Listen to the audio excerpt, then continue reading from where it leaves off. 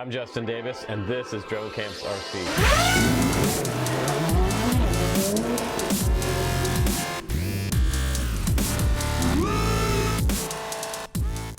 What's up, guys? Welcome back to the Drone Camps channel. I'm Justin Davis. Today we have a fun review for you and kind of a viable alternative to the DJI FPV drone. Everybody's talking about this potato.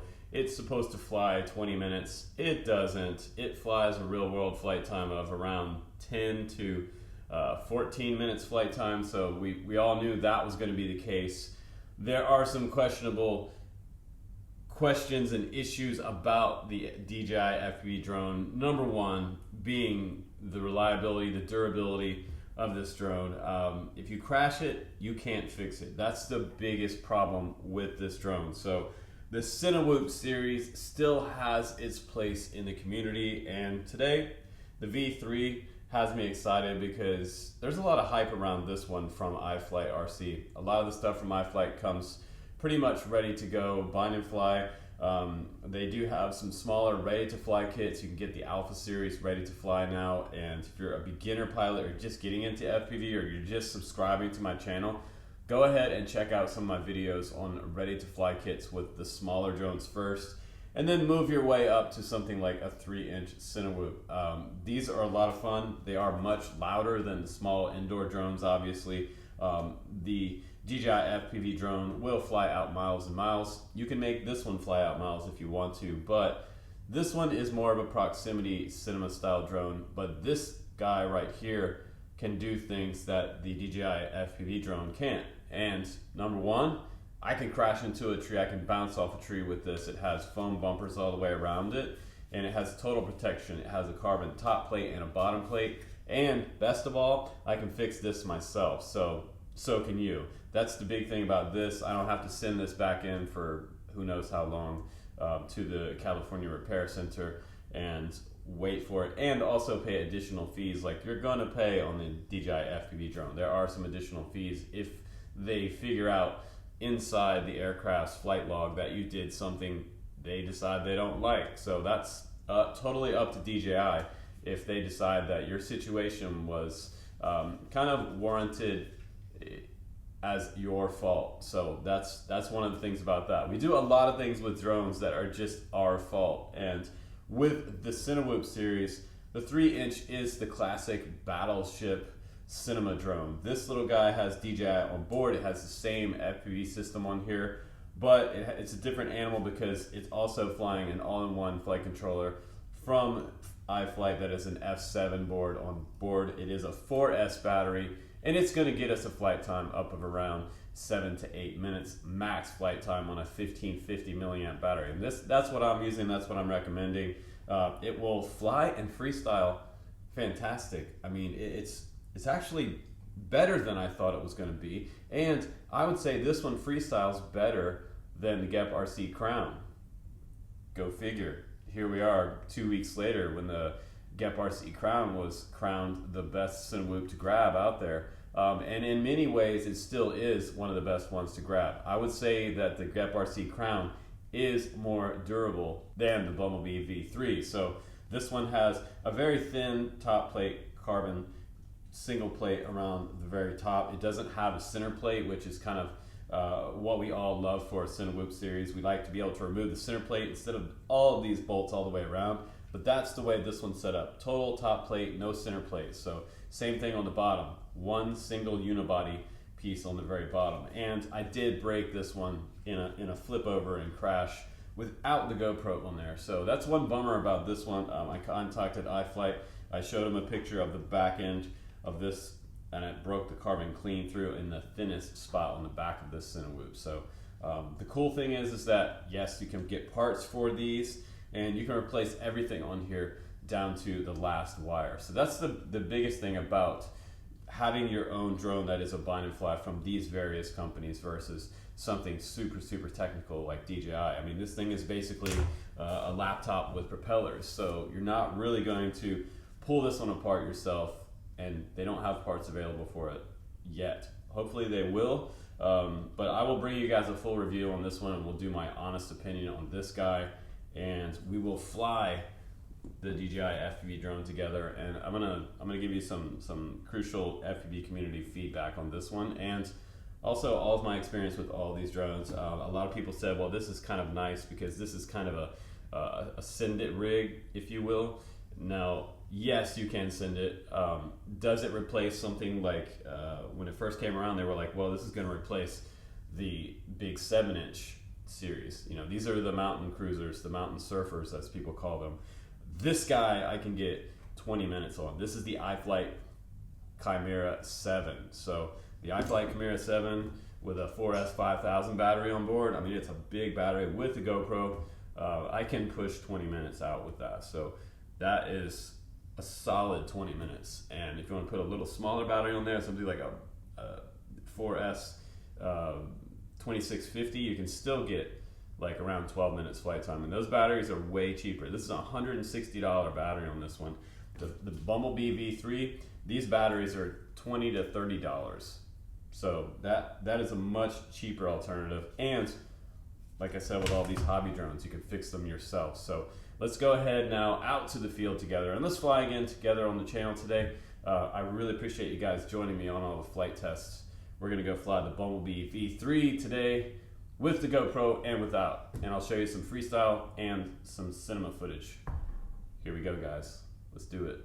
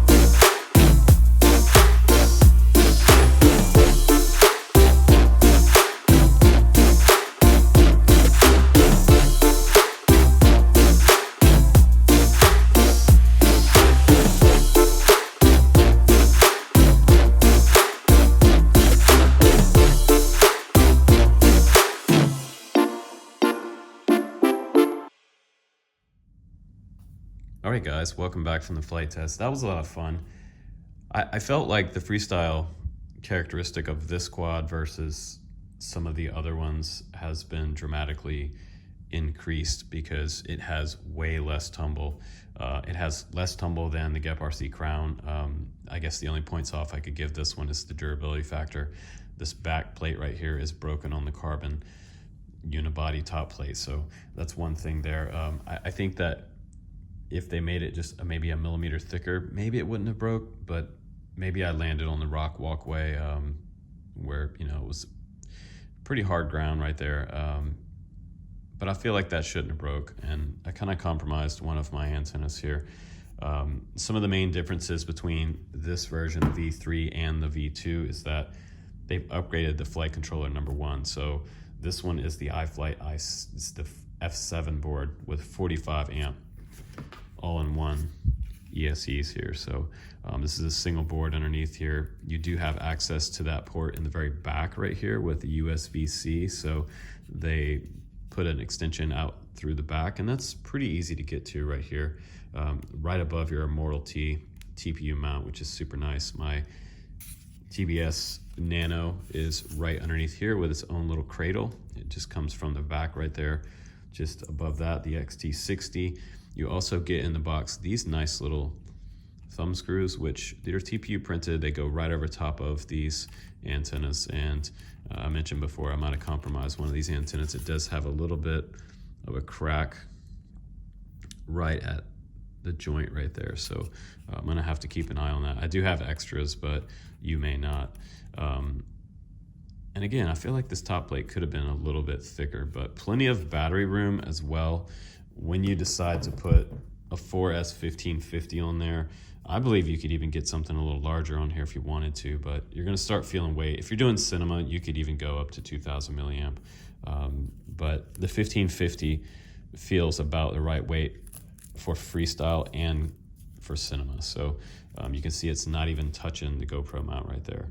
And this is the original Bumblebee 1, version 1 mount, and that still works on this one. It has 3 bolts on the mount itself. I feel like they should have maybe included, if you buy this, they should hopefully include some washers to go on top of that. Because if you do have a really hard crash, you're likely to break your GoPro lens, but at the same time, you don't want this to rip off, because these are M2 style screws. They're not very big. If they were M3, they'd hold a little bit better, but I think these would rip right through in a really crazy crash. So that's one thing to be said there. They also said that they upgraded the ducts, which are now polycarbonate ducts. They have a different sort of design in here, and it offers a little bit less noise than what we've seen in the past. But I feel like the carbon itself, it looks like decent quality. It is pretty sure it is 3K carbon fiber.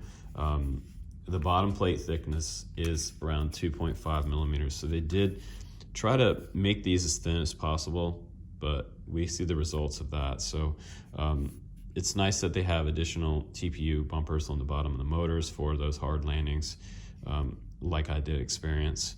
You have an LED down here that lights up the iFlight logo, which is kind of cool. We also have the 3-inch Nazgul props, and the next thing that they upgraded on the V3 version, why this might be a better choice than the V2, is the upgraded motors. So they went from using 1408 3600 kV motors for 4S and 1408 2800 kV motors for 6S setup on the V2. Now on the V3, we've got 2203.5 3600 kVs for the 4S configuration, which is these motors. And these are some really, really nice motors. The 6S version of this has 2205 2300 kV motors, so a little lower kV. 3600 is a little higher. And someone asked me the other day, what's the benefit between like 4S versus 6S? Well, in my opinion, I like the 6S better because it has a higher end on the throttle. It gives me a little more power, and at the end of the day, I feel like 6S, again, it's going to get me just a little bit longer flight times, just a little more efficient. It's a battery that doesn't draw quite as many amps, so it does perform a little bit better for longer flights. So I always prefer the 6S version, but I feel like they got a lot right on this one. It is fun to fly. The tune on here with the F7 board, that's the major improvement here. So you can see the capacitor back there is built in, and they already put the connector on here coming out of my DJI air unit, full-size air unit underneath there. Camera goes up front here, nice camera protection, and then the antenna's coming out the back here. And this is great because I had to fiddle with getting this connector in here on the V2, so it's kind of tight in there, and it was hard to get to, so it's nice that they already put that there. The V2 has both the antennas side by side, by the way, and this one has them both vertically mounted. So I don't know if when it flipped over, it kind of pinched it right here. You can see that's where it did take a hit here and here. So, but again, like this versus the DJI FPV drone, again, I can fix this myself. And if you buy a Tango 2, you get the TBS Crossfire version, you can still fly this out miles away. You don't have GPS return to home. If you fail safe, it's going to drop to the ground. You're going to have to go out in the field and find it. But again, a lot of that comes down to where you go fly and where you choose to fly. I like to fly in places where I have a good idea that I can go walk out and hike out and get my drone. And usually I don't like to fly further away than really I want to walk and pick up the drone. So I like to do big field flying and stuff like that. I'm not super concerned with a lot of range, but let's go ahead and put it on the scale. And by the way, guys, while I'm putting this on the scale, I'll tell you, I've been testing the V2 DJI goggles, and the V2 DJI goggles are working for me with this air unit, and the V1 goggles are working. So I've been moving them back and forth. So 294.2 grams, under 300 grams. That's pretty competitive for the 3-inch Cinewhoop series. And with the GoPro and the battery, let's put the battery on there first. The 4S1550 is going to get you closer to 472 grams. And then with the GoPro, it's going to get my weight up there past 500 at 566.2 grams. Total takeoff weight there. So that's all your bells and whistles on there. So I think it's somewhere in the mid-range. It's not one of the lightest Cinewhoops out there. The Gep RC Crown is lighter than this one as well. And you know, you guys are going to ask me, well, which one should I get? Should I get the Gep Crown or should I get the BUMBLEBEE V3? Well, I think it comes down to, like, if you want a better freestyling quad, the F7 on this flight controller is performing better. There's less washout and what we call wobble in those high speed maneuvers, because when you're coming back around from a power loop with a Cinewhoop, there's just so much duct here on these that there's a lot of opposing forces. If you want like a true freestyler in this similar format, I'll put the link down below for the ProTech 35. That's the one to get if you want sort of just a ultimate basher freestyle cinema quad that pretty much does everything. If you want to go out there and have something that you can bounce off trees and do some fun, chilled out cinema, the BUMBLEBEE V3 is a cruiser, and it was quite fun to freestyle. More fun than some of the other 3-inch Cinewhoops out there for me, and it is working with the V2 goggles as well. So I just updated this receiver or the transmitter when I plugged in the quad yesterday. So it's all good. But you guys can check out the links down below, guys. And as always, if you grab something, it supports the channel and continues my thorough reviews for you guys. But take care, be well, and let me know what you're flying today in the comments down below, and let me know what you think of the V3. And also, if you're on the fence about buying the Gep or the BUMBLEBEE V3, those are two top choices right now. Let me also know down in the comments below. Or if you're all about the ProTech 35, which one are you guys going to go for? I'm Justin Davis, guys. Take care, and please do subscribe on the channel. I'm going to bring you more honest reviews coming right up. I'll see you on the next one.